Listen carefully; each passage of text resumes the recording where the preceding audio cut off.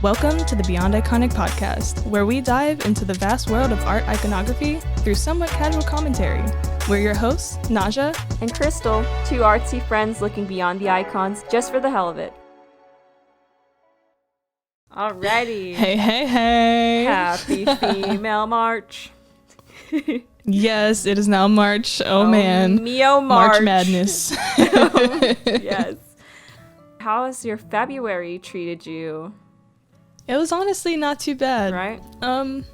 Yeah, I had a lot of projects going on, but when do I not have projects going on? Yes. So I love that. Yeah, we use Airtable for our workflows, and they just added a feature called Timeline. So now I can see like when I've started projects and when I've ended projects. And some of them are just, they've been just on hold for so long that it's like kind of screwing up my metrics. But I was just like, oh my god, I'm doing like 6 projects completed every day. Granted, they're like small projects, but they're still like, oh my god, I just do so much every day, and it's just cool to see. Yeah. So yeah, that's good though. Like you can see how much you're getting done, and it's a lot apparently. Yeah, right. Which is good. Yes, it's the same for me in my department. We use ClickUp. Ooh. But we have the same like kind of setup, and we have a lot of in progress things right now that have just been in progress for way too long, and like some of us will just forget that they're still in progress and they're done. So the social media person goes in and like completes everything, and then it's all clear. That's a good problem. And then it happens. Yeah. That's nice. Yeah. It's not adding, it's subtracting from what you thought you had, and it was complete the whole time. That's awesome. Exactly. I wish I had those. We just look at them, we're like, you think we'll get to this? No, we're not going to get to that. Okay, I'm just going to scoot that to the next week. Okay, awesome. Oh my gosh, no. Yeah, it's just things that take time. We just can't make a decision on it because it has like higher ups that need to, and they are always super busy, so it's just like that. Yeah, y'all are just sitting ducks basically. Yep, quack quack. But it's nice though, because I have other things to do anyways. Exactly. Very true. So, with the theme of femininity and women, I have some women-based questions just for funsies. Yes. What is your favorite thing about being a woman? I thought about this a lot because there were some things that I was thinking of that were a little too like exclusive to biological women that I didn't want to put in because it's, just because you can give birth, that doesn't make you more feminine than someone who can't. So I was thinking that one thing that I love about being a woman is, God, there's so many things. I think that we understand aesthetics in a very distinct kind of way, because I think to be feminine, there's a certain kind of softness or like grace that comes with femininity. So I think that whenever I see a design that's very feminine,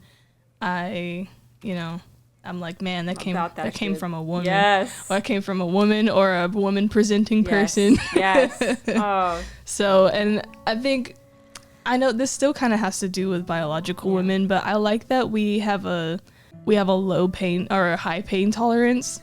Oh. I think that that's pretty cool. Yeah. And I don't know if that's a myth, but I choose to think that it's not a myth. Yeah.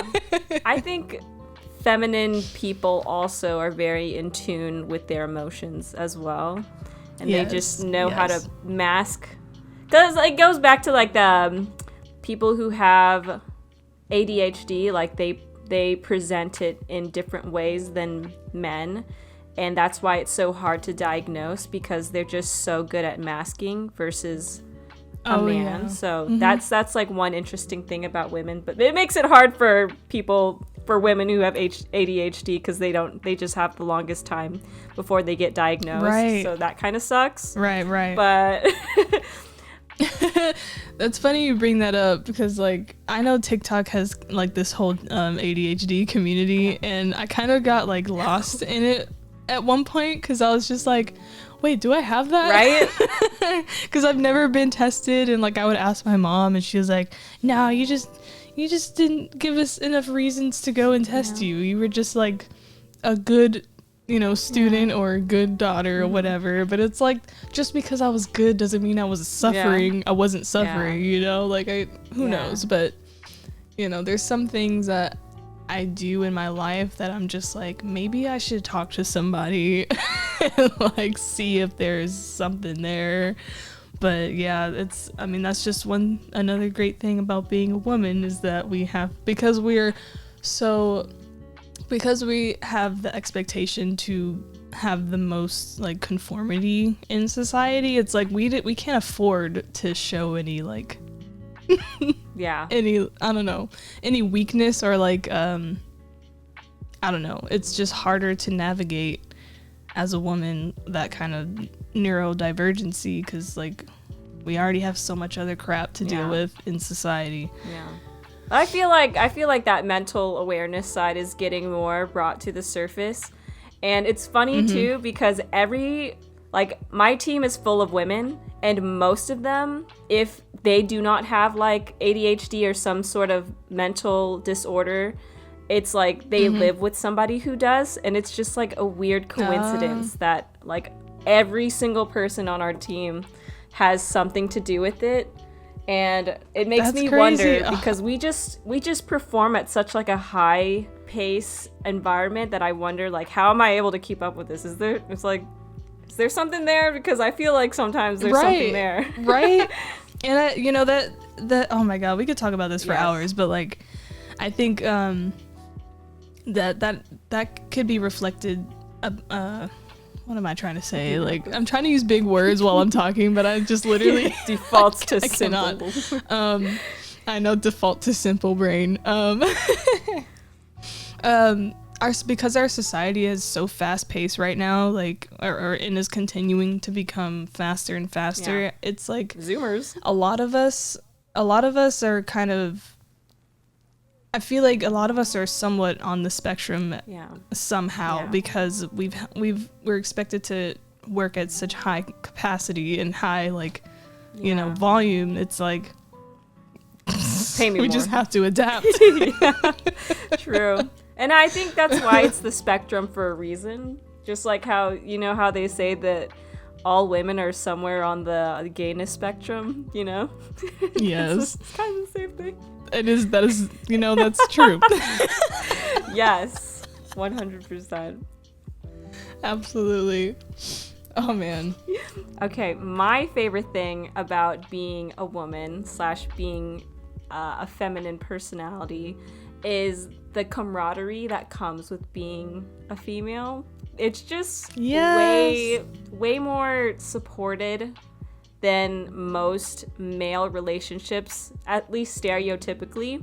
And it's super funny too, because I literally just I watch a bunch of different like reels and stories, and one of them that pops up sometimes is like this comedian who's like, yeah, these girls, when they're on the beach and one of them falls asleep, they're like, somebody put suntan lotion on her, she's gonna burn, help her. And then the guys in contrast, they'll be like, oh my god, he fell asleep, let's let him burn. It's just like, dude. Lol. Put random stuff on him so that it like the sunburn like makes a funny shape. Yes, exactly. I'll get the balls, you get the shaft. This guy. Yes. And it was exactly that, and I was just like, thank God I'm a woman, because I could not handle oh my gosh, pranks. the female community is just like, the female and woman community is just so supportive, man. I love my girls out there. I love being a lady. Speaking of that, I'm back on Bumble BFF to find some like more black female friends. So, and that's been a really fun journey so far. So, like, I kind of missed that sense of community that you're talking about, because like I'm always around just my mom. She's the only female that I like spend any time with, and I'm just like, I want to like have some platonic female relationships, because like I miss like just girl chats, and then on the other level having girl chats with someone who's black, it's like we share the same experiences, and now I can make jokes that I wouldn't be able to make if I was with, like, you know. Yeah, I get you, man. It's nice to share experiences that you go through with somebody who knows exactly what you're talking about. Right.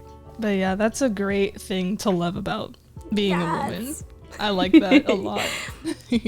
Should we even do least favorite? Okay, the only thing, and I'm sorry, this excludes women without uteruses. I just hate having to deal with periods. Yeah. And I know it's a bodily function that we need. Period. And it's healthy.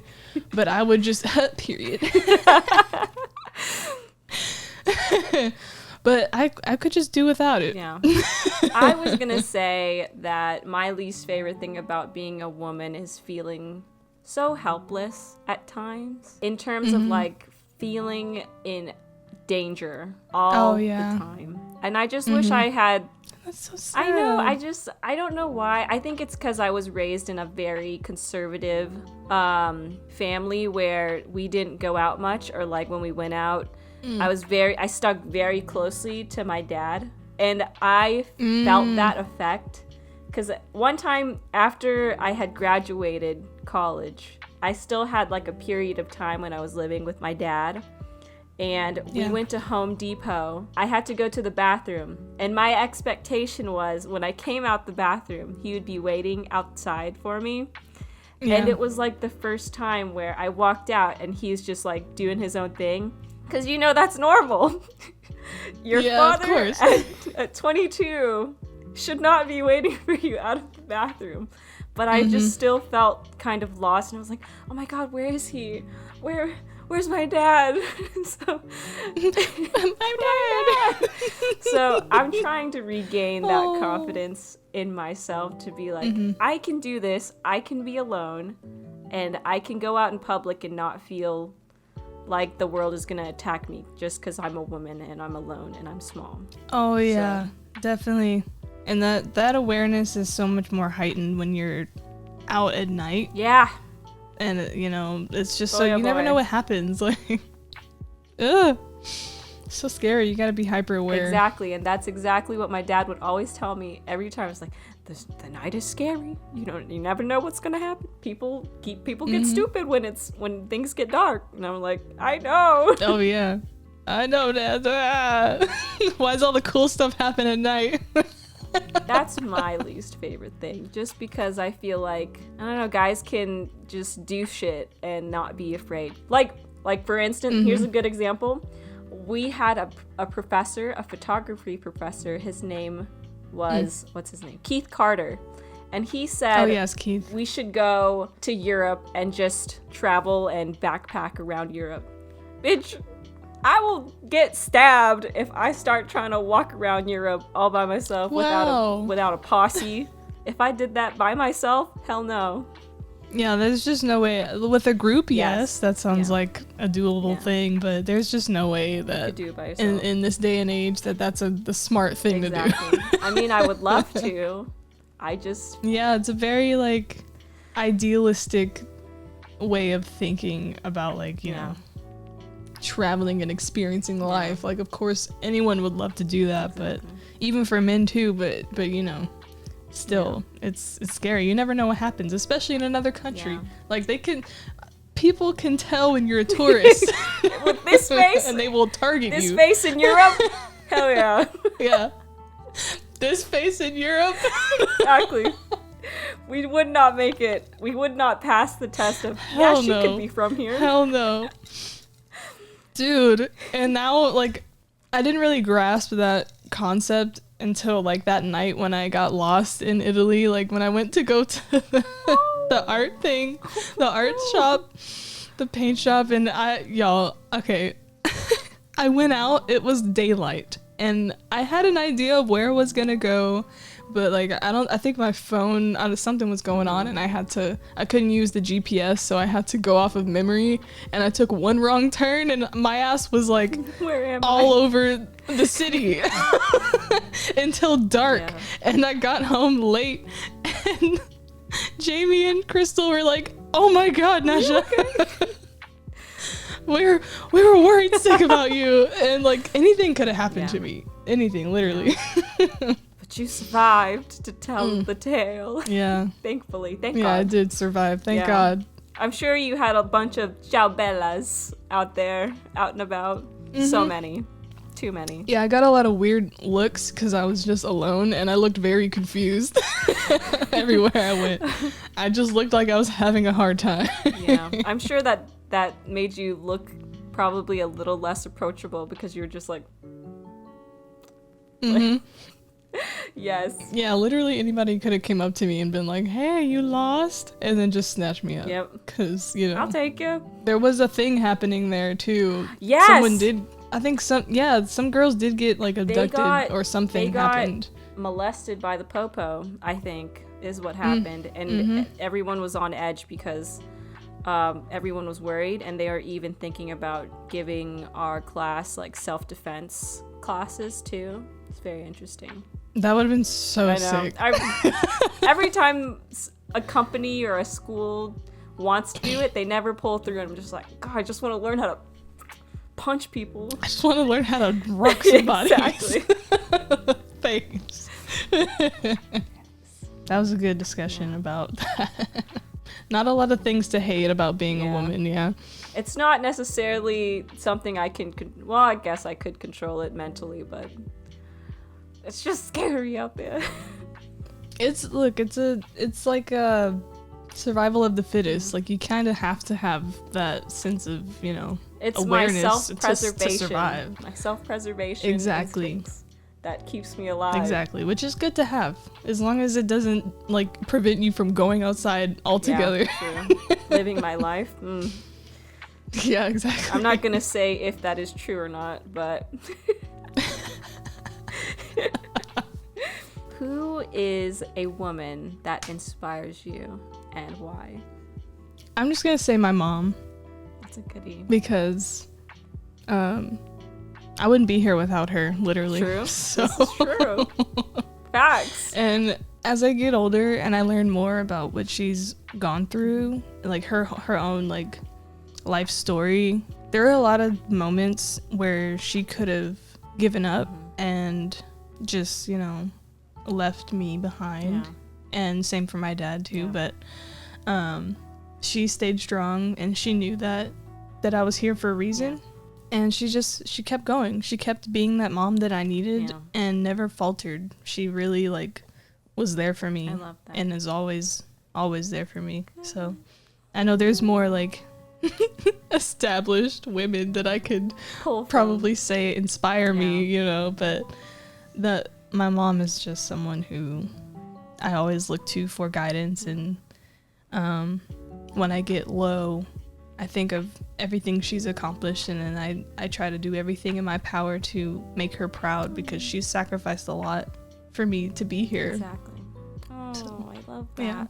I think that says a lot about who we are, because I'm inspired by my sister Lisa, and I think that says something as in we don't idolize celebrities, we idolize people who are in our lives, who we are personally connected to.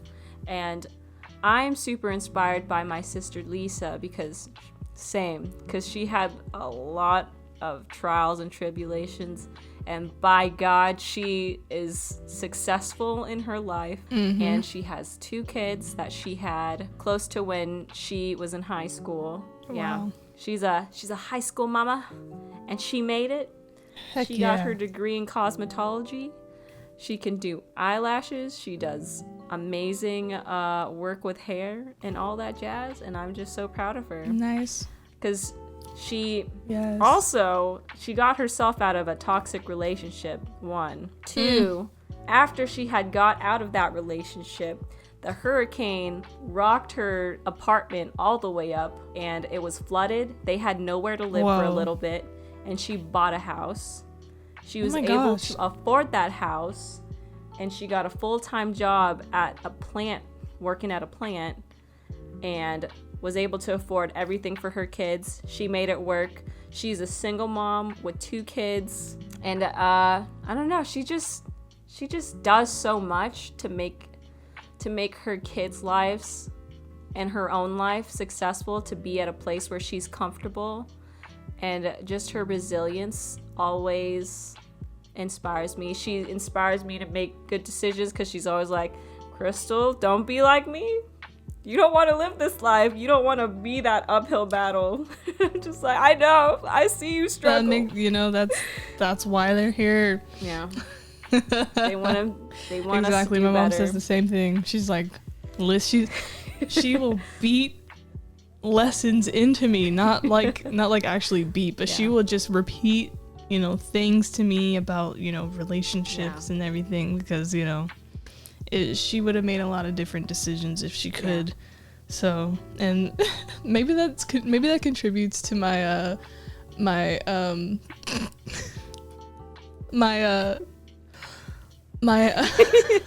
what am I trying to say? I have like commitment issues because of her example, like what she's been through. It's like I'm very pick and choosy about who I'm going to decide to spend the rest of my life with, because like that's a big decision. It's important, yes, very. So but yeah, that's so cool. That's reasonable. Your sister's badass. She is. I don't know if you've met her yet. I hope you can one day.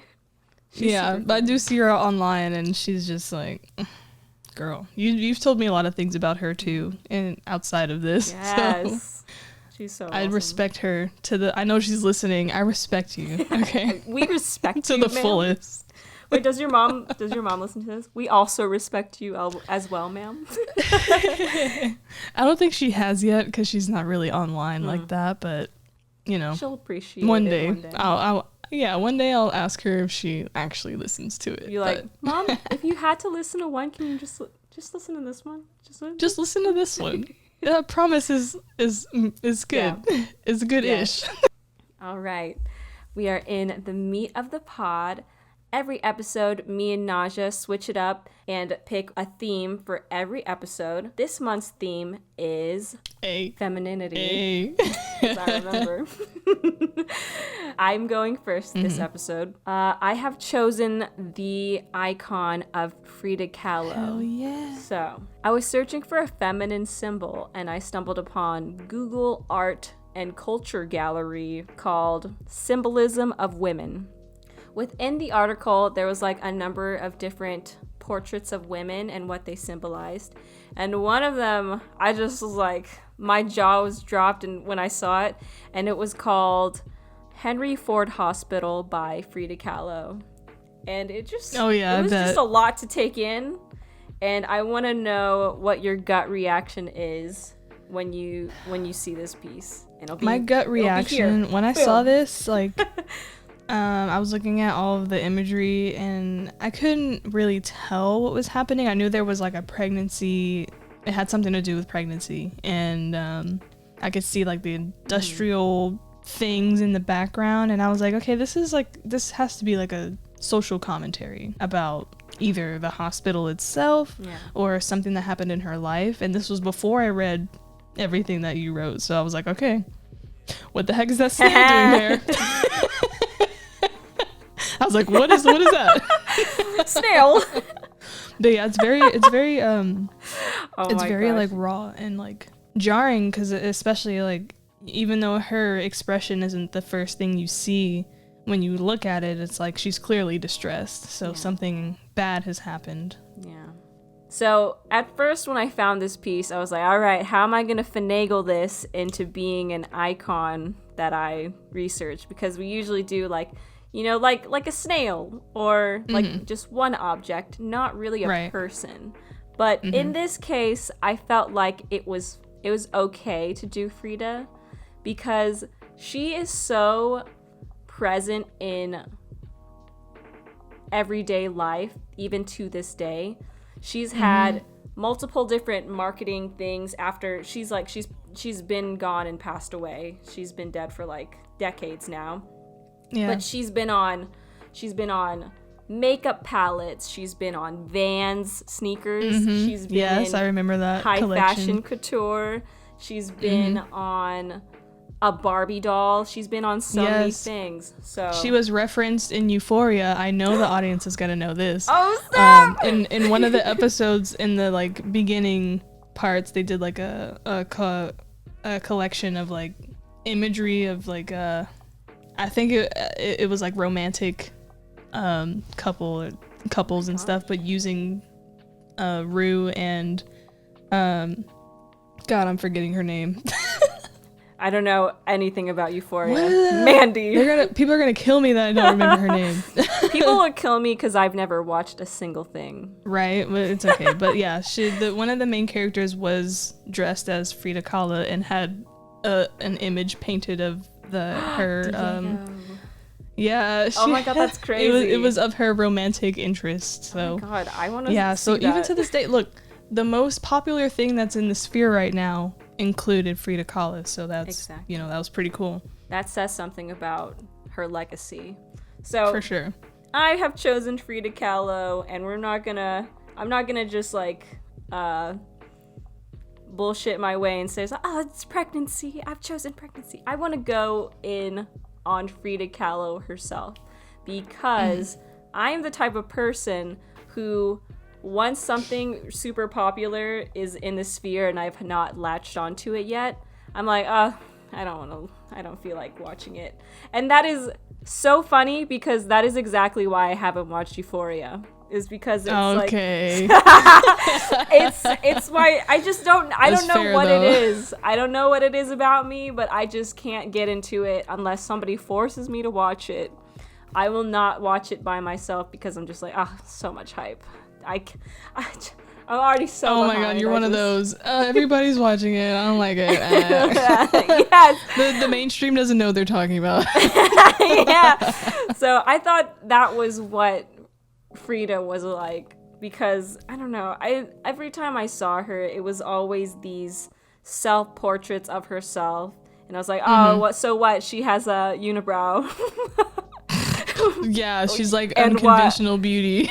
Which that's pretty important too. That is important, and yeah, I think it's possibly my inner toxic insidey feelings of being like, why can't she just pluck her eyebrow? Or I don't know. It's built inside of me. Maybe it's because I'm. It's like she just she made it a choice to keep it on there, and you're just like, why? Yeah.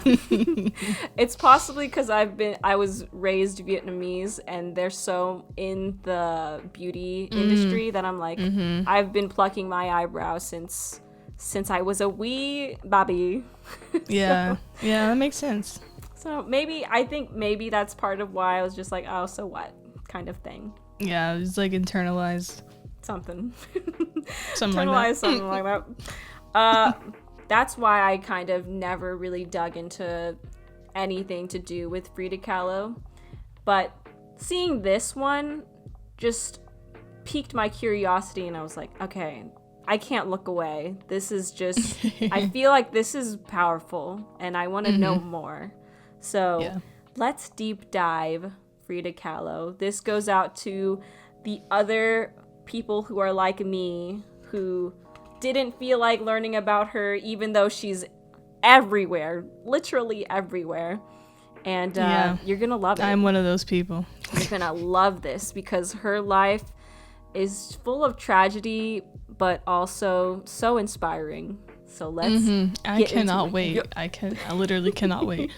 Yes. Alrighty. Frida Kahlo was born as Magdalena Carmen Frida Kahlo y Calderon on July... That was a whole sentence of a name. It was. On July 6, 1907. She was born into a family consisting of a German father of Hungarian descent and a Mexican mother of Spanish and Native American descent. Kahlo, at a very young age, survived polio, which left her slightly disabled. One of her legs was skinnier than her other leg, and that just never went away.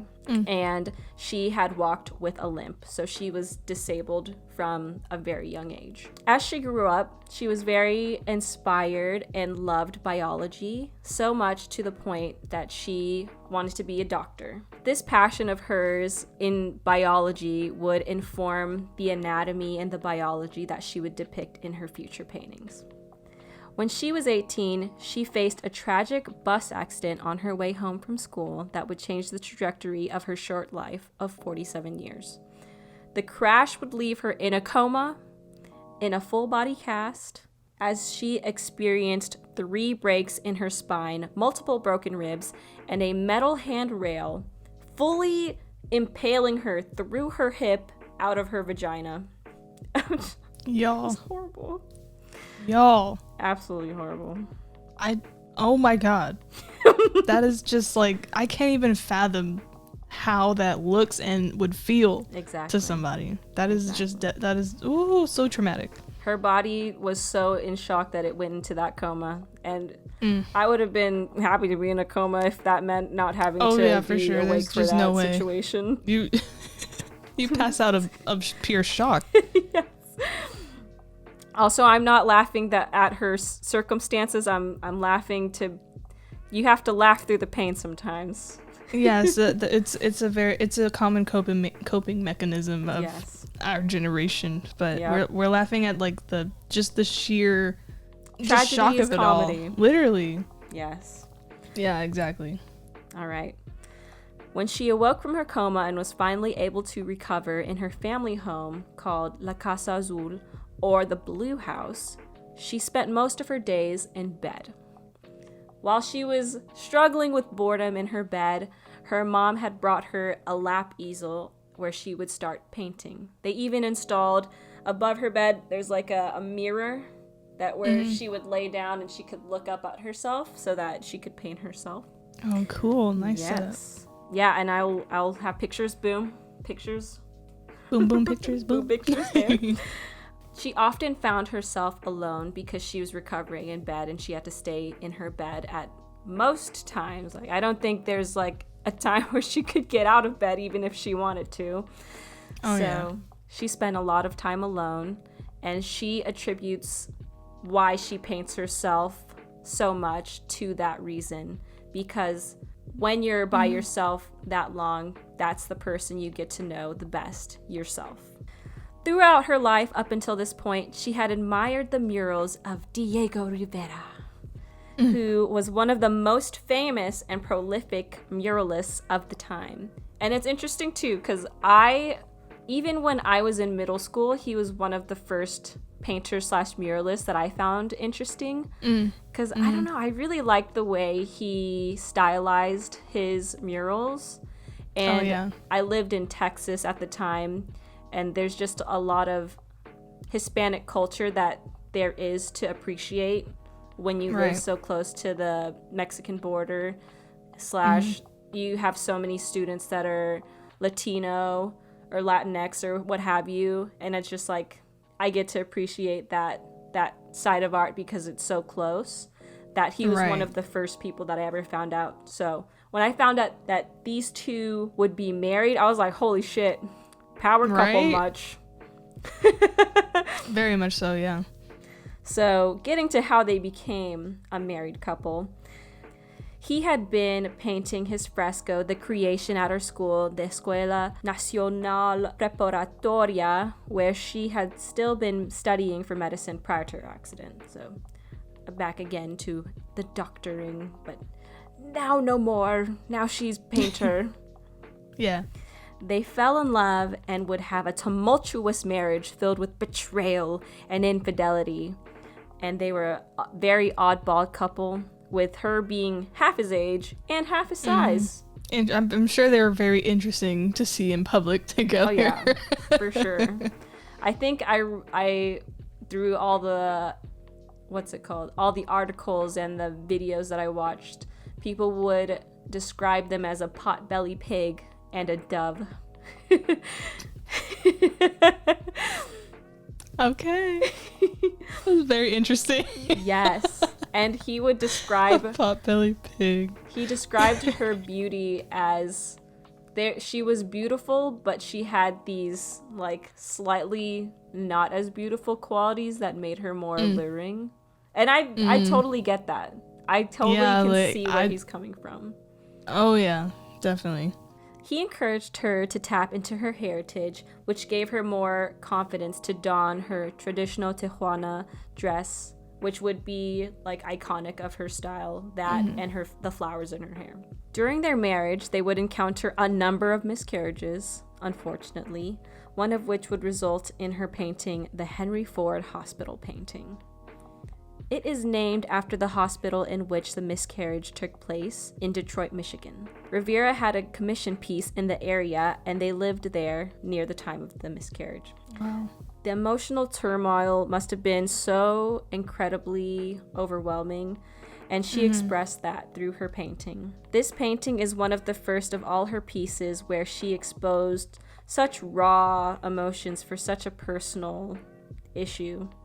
Looking at the painting itself, the focal point is Frida on a bed where she is crying and bleeding.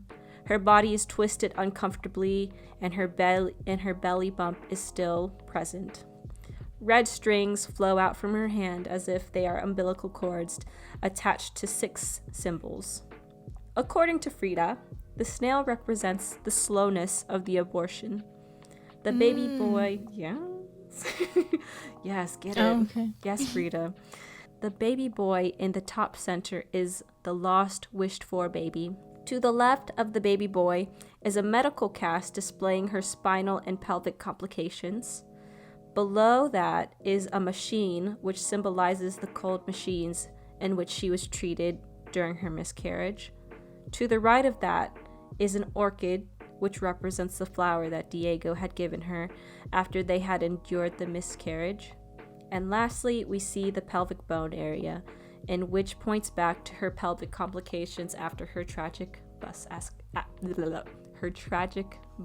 accident. Wow. Yup. The landscape itself is pretty barren and muted, perhaps alluding to the emptiness she feels and the loss that she feels from losing her child.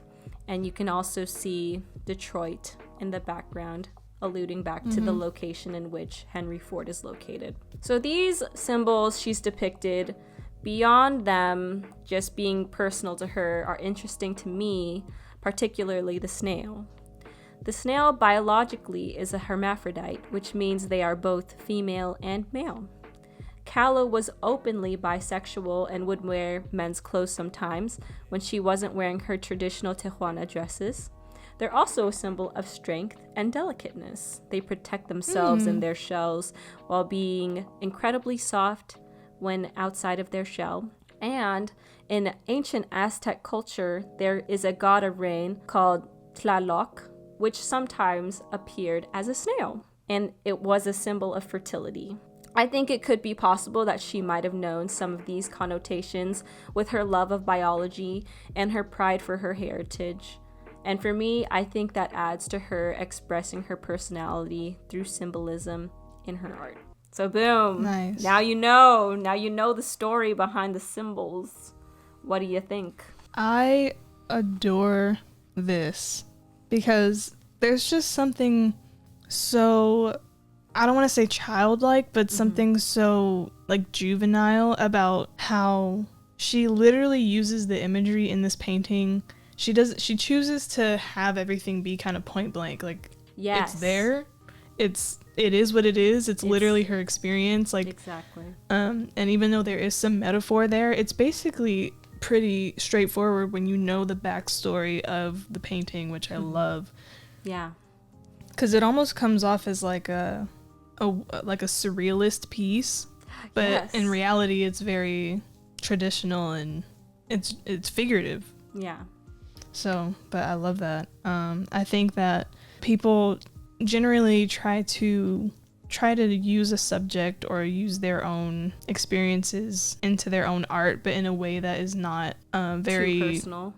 Yeah, isn't too personal or isn't too obvious. Like they try to use symbols, well, which she did, but it's like it just is so just there. Yeah. It's just like her. It just presents itself, and I love that. Yes. And it kind of made me think back to, I forgot her name, the woman where we made flowers for her exhibit. Do you remember her name? Oh, yes. Oh my gosh. I'm forgetting her name, but I still follow her on Instagram. But too. Shoot. I'm gonna we'll put her up in the video version of this. But she too was kind of criticized for having symbolism that was like kind of so personal that you couldn't really attach to it. But I feel like if she was able to tell you the story behind it, that you would also find yourself attaching to the symbols that she puts forth. There is value in her creating her own symbols because that's how symbols gain meaning, is people assigning that personification to it, if you will. Yeah, that's where all symbols come from. Yeah. Like, if humanity wasn't a thing, the symbols that we attribute, the meanings that we attribute to symbols would not exist. Yeah. So exactly. Who says you can't make your own metaphors and symbology? Exactly. Yeah. I felt the system. Yes. I just felt like she was so ahead of her time, and that there's so much we could learn from her existence, especially as a woman. Because she was not afraid to be herself. She did not care to follow the status quo, and proudly embraced what made her unique, which included her unibrow. She embraced the unibrow. Yes. She embraced her peach fuzz, which many of us cannot say that we can do, like me. Right. Yes, right? It's just it's too much for me to have that.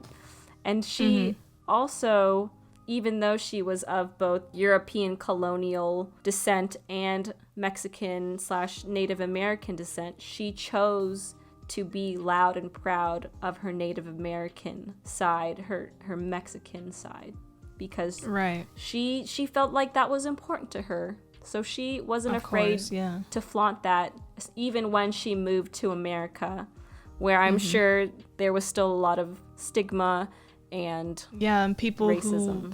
Who were of that descent, they would latch on to whatever European descent they had so that they wouldn't be called out or like treated differently. Exactly.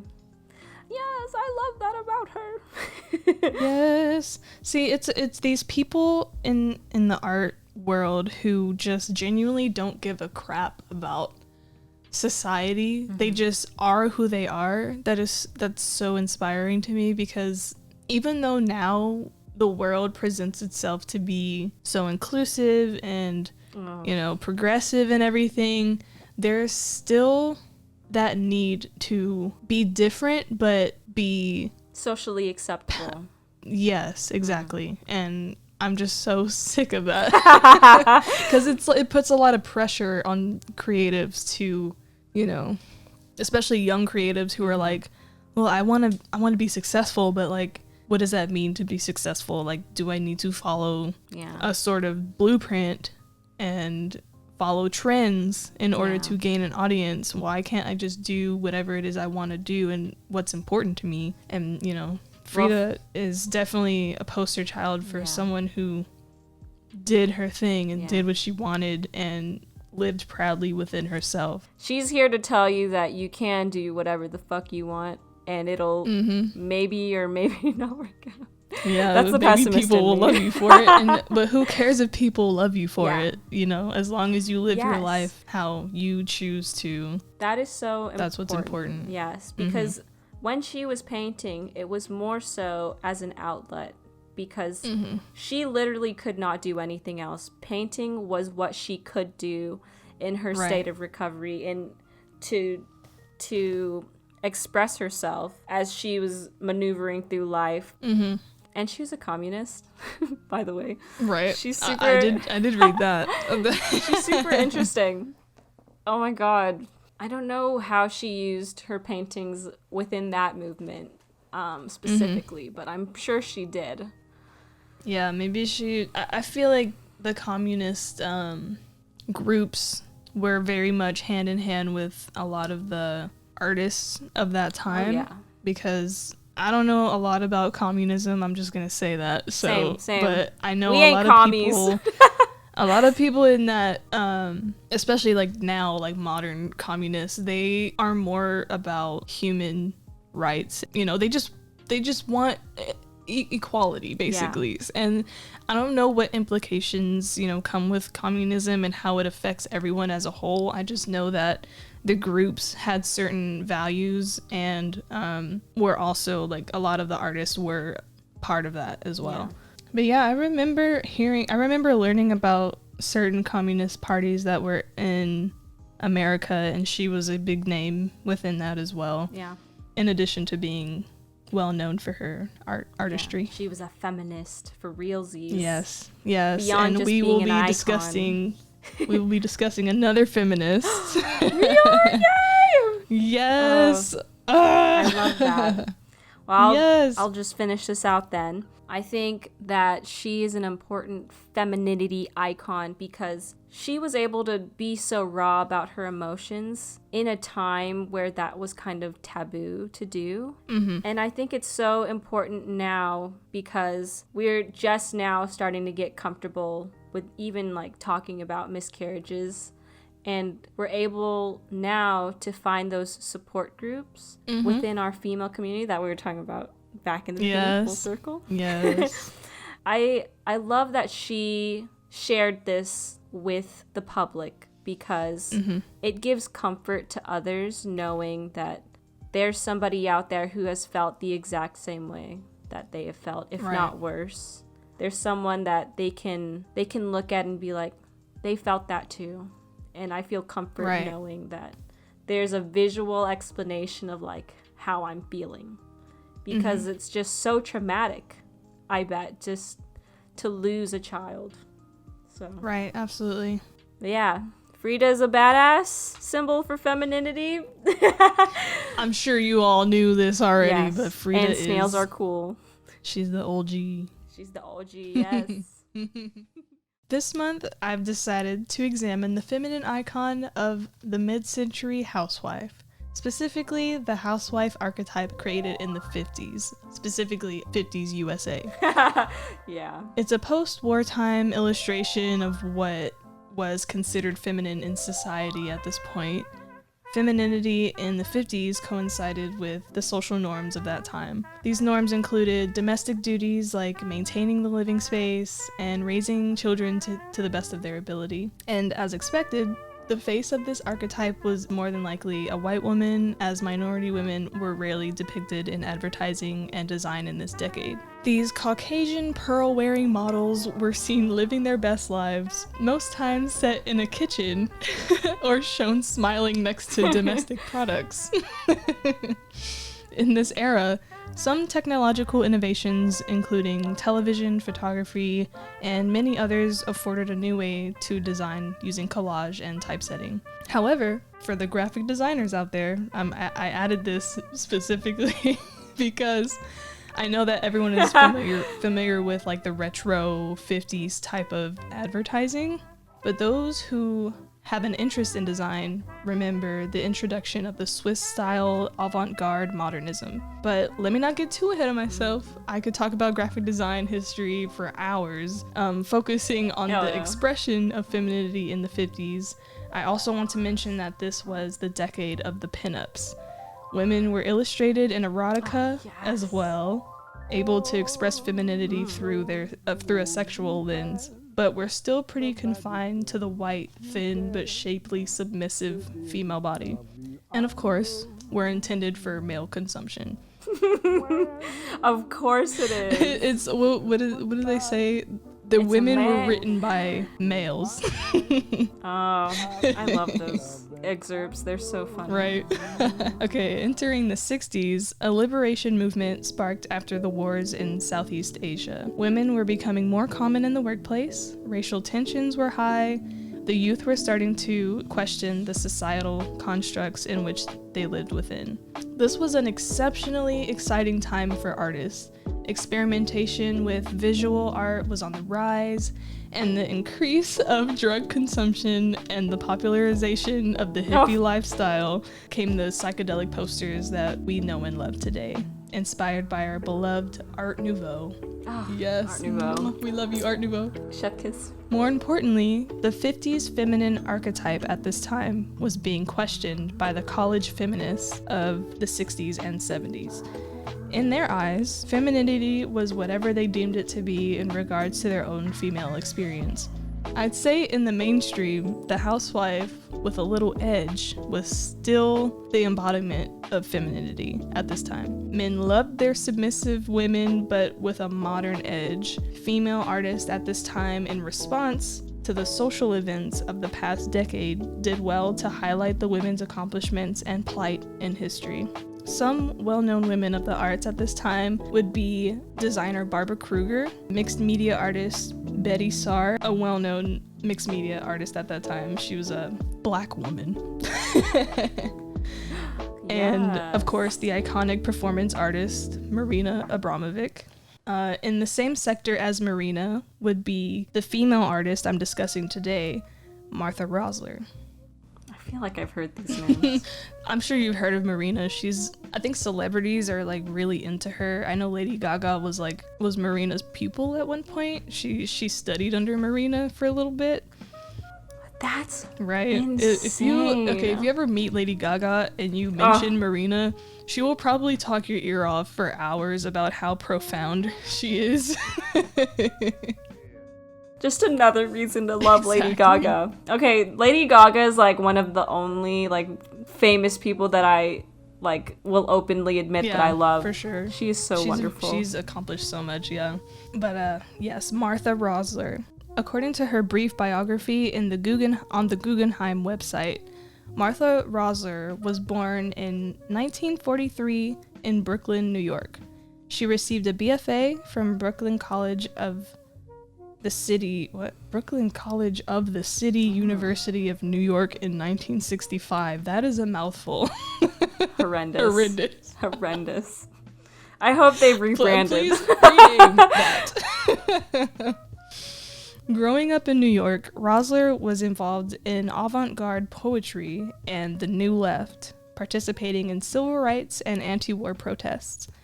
From the outset of her career, much of Rosler's art reflected her interest in consciousness raising and a variety of social issues.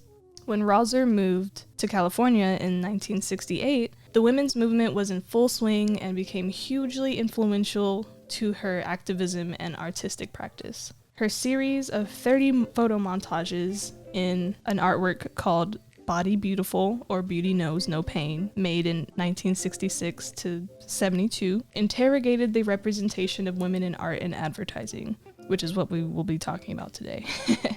She's very accomplished, having worked in video, photography, text, installation, and performance. Today, I will be discussing her video, Semiotics of the Kitchen, which serves as one of many commentaries she's done on, quote, the allocation of the domestic domain as the feminine domain. Here's a quick synopsis of the video provided on her work's website.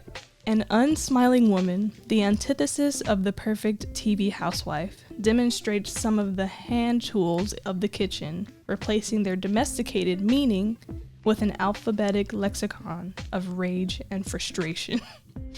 These securely understood signs of domestic industry are redefined by the artist's gestures as vehicles of violence or instruments of mad music.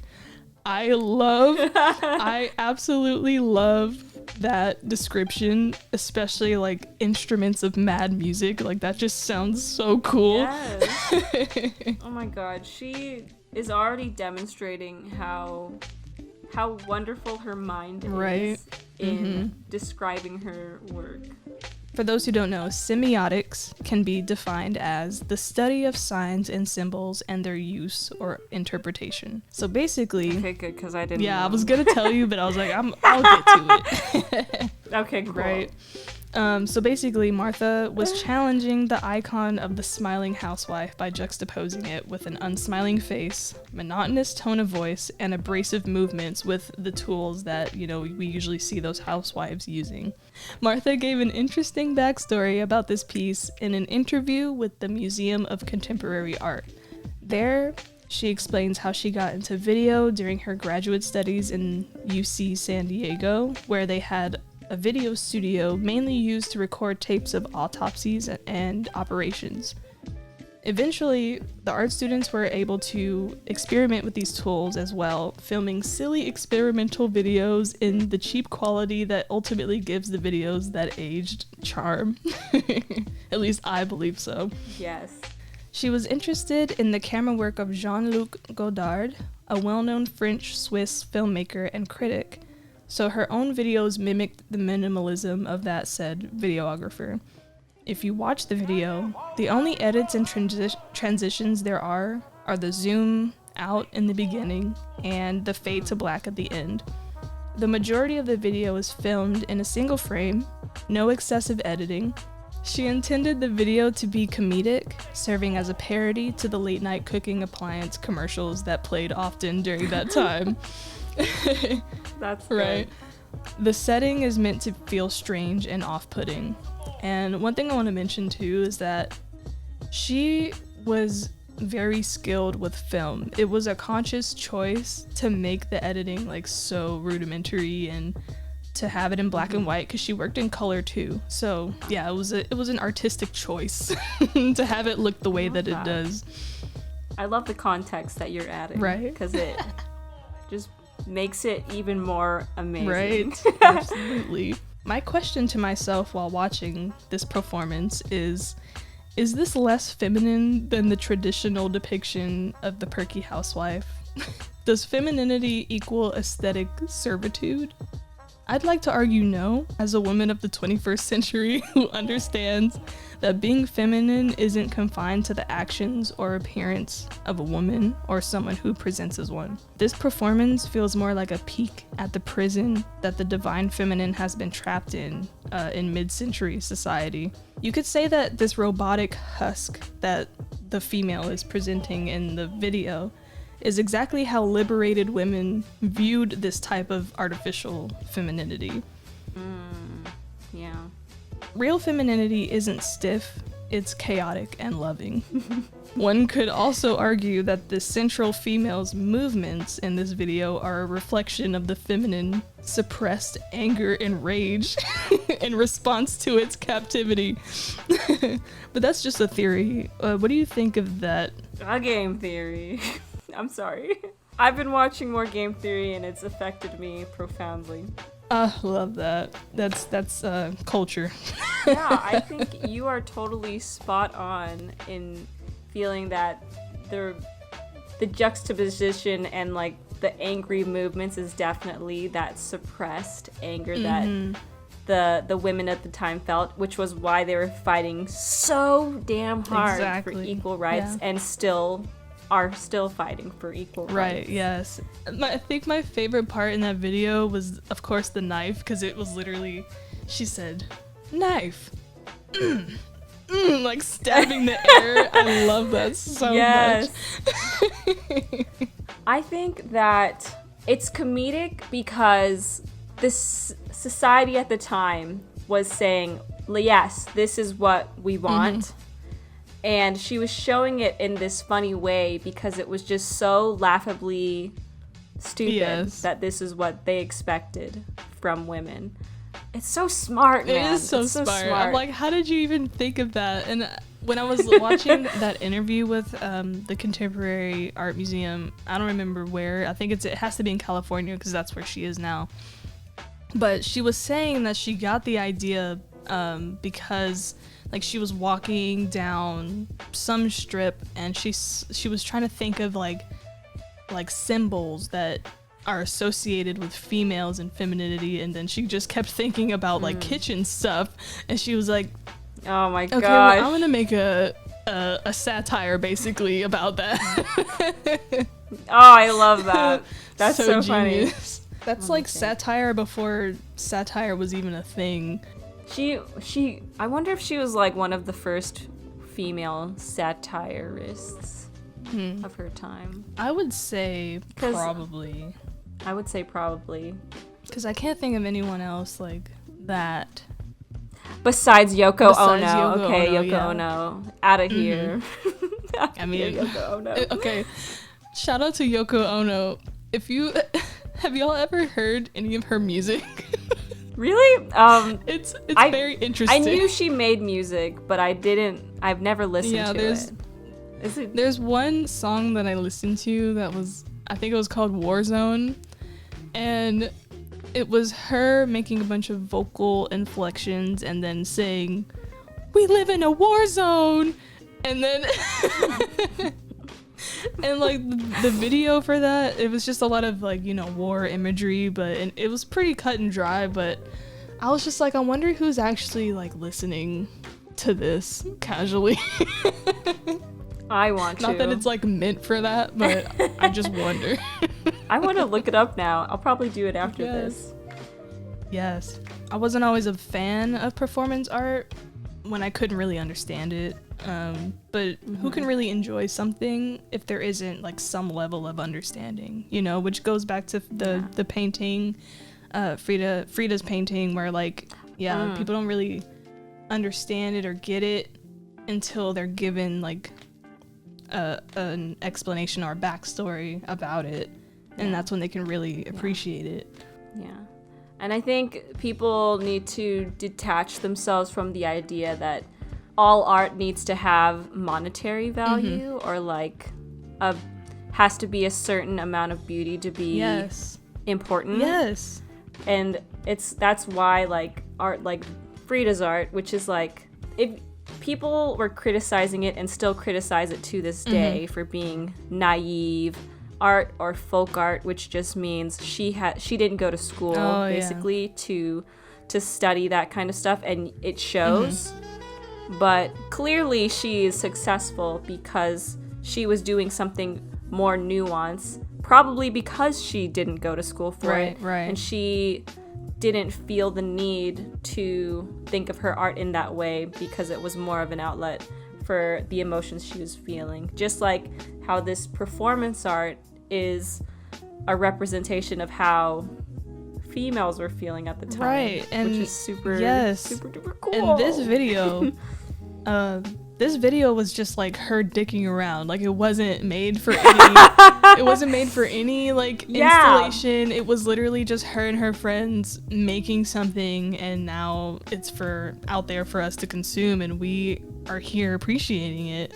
You know what? And I kind of feel her frustration when I watch it, because I feel like I still let myself fall into the category of the caretaker.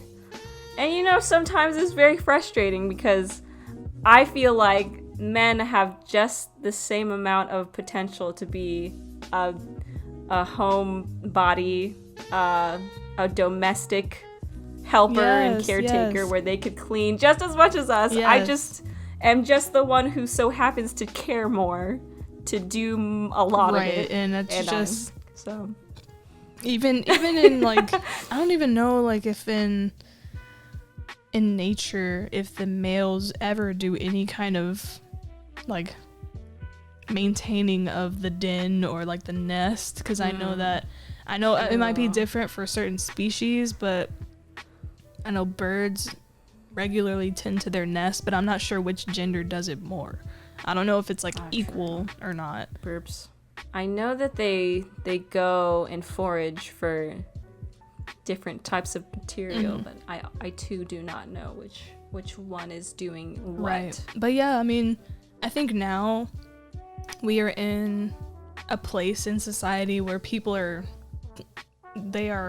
bringing attention to what you said about men having potential to be that caretaker, because there are stay-at-home dads. They exist. Yes. And there are men who will take that step because that's just how they feel about it, and that masculinity isn't challenged just because you care about how your house looks and how well your children are raised. I was surfing the YouTubes as one does, and I came across Rihanna and A$AP Rocky being pregnant and being together, and I was super interested in it, particularly because they have an interview of Rihanna doing an interview with ASAP with her Fenty skincare products. Like, she was like basically asking him about like, so what's your skincare routine and things like that. And a question that comes up during that interview was, why is it that women find themselves more attracted to men who take care of themselves, even though that's seen as something that's more feminine? And they both agree in saying that it just shows that men care about themselves and care about how that reflects upon the woman and how they treat the people around them. Yes. And he was like, that is such a great way to profound, my guy. Yeah. And I was just like, oh, how respectful of him to say that and agree. And I couldn't agree more that the way a man carries himself and how they care for their home is in a way like way more attractive, and it really doesn't even need to be locked to a certain gender. It's just something that you do as a good person, right?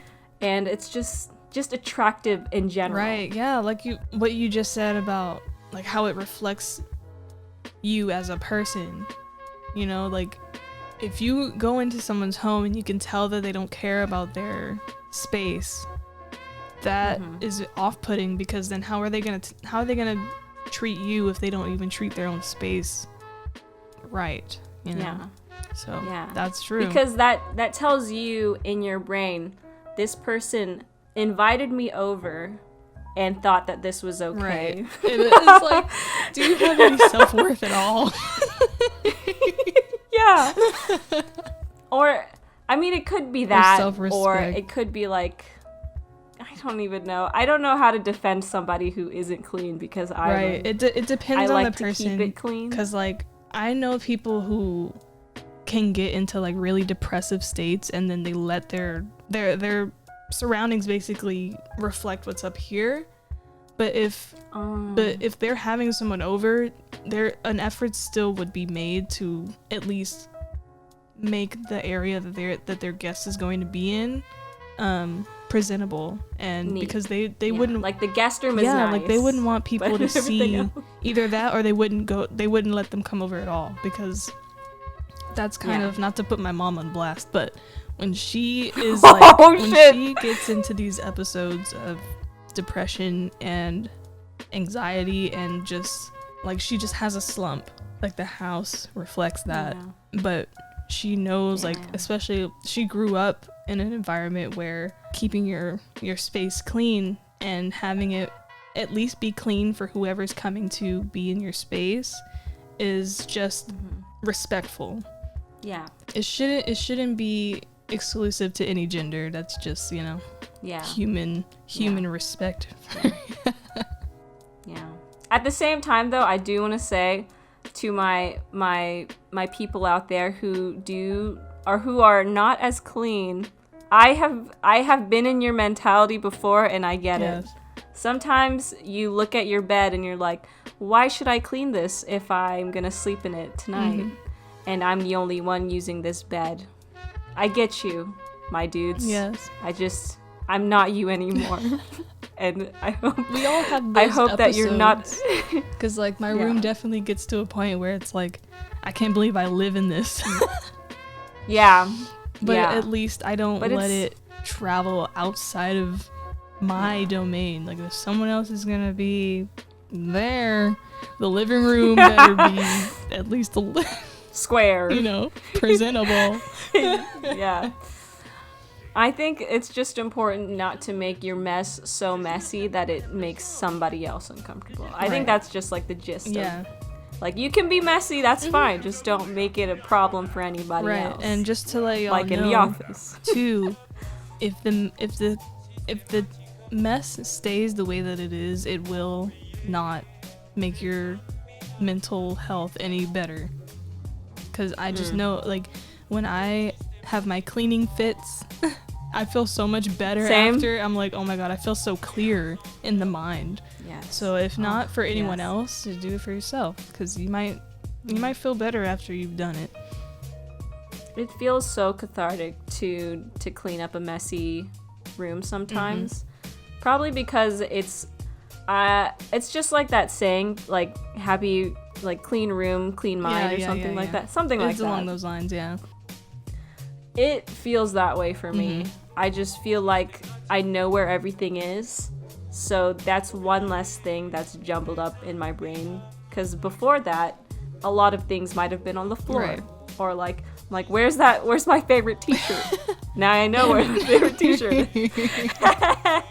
But yes, wow, I love the discussion that we've been having all This day. was a really fun theme to explore this month. Yeah. Because, you know, us being women ourselves and feminine beings, it's fun to... And besties. Yes, it's fun to explore other artists that, you know, embody those themes because we can relate in some ways. Yeah. Or take some seed of knowledge from what they... Always stay inspired. Some insight. Yes. I love this. I don't openly seek out performance art, so I rely on Naja to send them to me so I can look at them. I'm trying to get more like into my I'm trying to get more performance artists into my like archive of inspiring people and artists, because there's so much uncharted territory when it comes to performance art, and my brain literally I'm not a performance artist, so that medium is just so interesting to me. Yes. And I also think it's interesting for us as our podcast grows that we touch on every form of art, because it is just so vast, especially now that we live in a digital age where mixed media is a thing, video is a thing. So I was like, at the beginning, I was like only a little bit worried because I felt like, oh my God, paintings and paintings, we should probably do other things. So I was like, I'm going to pick sculpture. And then you pick performance art. So I'm super excited because I know that we're not afraid to tap into other mediums. And it's super exciting. Yes, we will be doing more of that. I'm sure we might even do maybe some music. Maybe. One month. I was thinking that. Oh my God, I was thinking that, like poems and music. Yes. Oh my God. Those two are forms of art. Slam poetry. We got slam. I don't know what age it was, but there's this type of writing that's called stream of consciousness. That's, I think, came up when surrealism came up. Yeah, I think it sounds familiar. It was like in line with each other. So stream of consciousness is basically them just vomiting what their brain is saying. So more and like cerebral trying things. Very cerebral. They'd be like, if it just jumps around, they would write it into existence. So I think it's going to be really interesting to see where we go and pick things to surprise each other with. We will not pigeonhole ourselves to only visual art, of course. Yes. Right. So look forward to that, our viewers and listeners out there. There are fun things in the future in store. Absolutely. So please. And as always, stay tuned. Yes, as always, stay tuned, and thank you for listening and watching. If you watched our video YouTube videos, if you're a listener only, I encourage you to watch our videos, because we give a lot of context with imagery, and our editing is, labors of love, and you get kind of a feeling of what our humor is like through our editing. So that's always fun. Yes, great to point that out. I want to thank everybody who has supported us thus far. I know a number of people, including like my sister, a couple of my friends, who have given us 5 stars on Spotify, and we have 5 stars on Spotify, and it really warms my heart to see, even though it's like not many people, like for people who are like small businesses, there's this saying that you tell yourself to make yourself feel better about how small you are, but you're growing. It goes like this.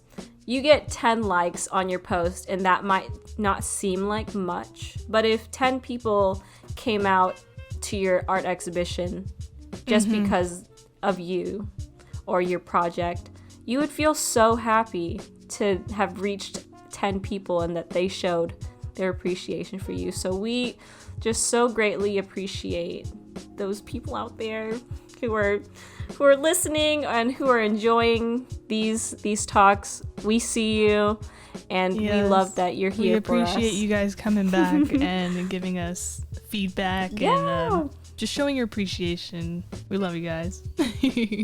April will be the theme of rebirth. April. Who knows where we'll go with this theme, but hopefully it'll be really interesting, and even more interesting than this month. Yeah.